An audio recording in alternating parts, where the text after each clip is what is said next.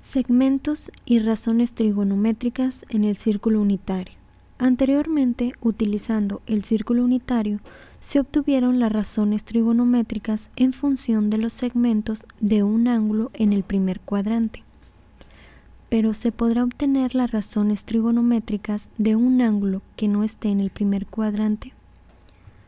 Un ángulo en posición normal que tiene su lado terminal en el segundo cuadrante, usamos el ángulo de referencia y para determinar su medida a 180 grados le restamos la medida del ángulo en posición normal. Luego, trasladamos en el primer cuadrante al ángulo de referencia y trazamos los segmentos. Entonces tenemos que las razones trigonométricas para el ángulo en posición normal son las mismas que las razones trigonométricas del ángulo de referencia, esto a excepción del signo. Esto depende del cuadrante en el que se encuentre el lado terminal del ángulo en posición normal. Como estamos en el segundo cuadrante, tenemos que el seno y la cosecante son positivas y las demás negativas. Entonces, los valores y signos de las razones trigonométricas para el ángulo en posición normal en el segundo cuadrante son las siguientes. Ahora, cuando un ángulo en posición normal tiene el lado terminal en el tercer cuadrante, utilizamos el ángulo de referencia y lo calculamos restando al ángulo en posición normal 180 grados. Después se traslada el ángulo de referencia al primer cuadrante y trazamos los segmentos. Tenemos que las razones para el ángulo en posición normal son las mismas razones trigonométricas para el ángulo de referencia a excepción del signo.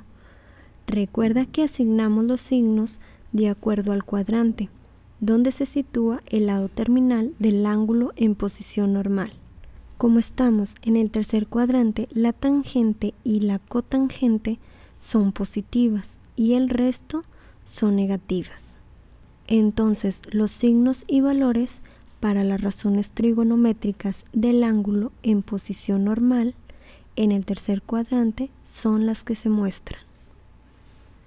Y por último, para el ángulo donde su lado terminal se ubica en el cuarto cuadrante, usamos de nuevo el ángulo de referencia y determinamos su medida restando a 360 grados la medida del ángulo en posición normal.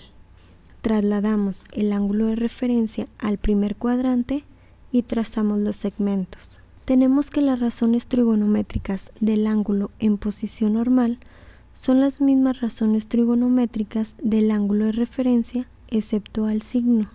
Se asignan los signos dependiendo del cuadrante en que se ubique el lado terminal del ángulo en posición normal, como en este caso el coseno y la secante son positivos y las demás negativas.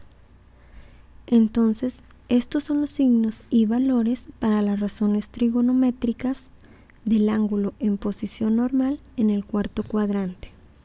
Para los ángulos donde sus lados terminales están en el segundo, tercero y cuarto cuadrante, se pueden obtener las razones trigonométricas en función de los segmentos, trasladando el ángulo de referencia al primer cuadrante y procediendo como en los casos anteriores.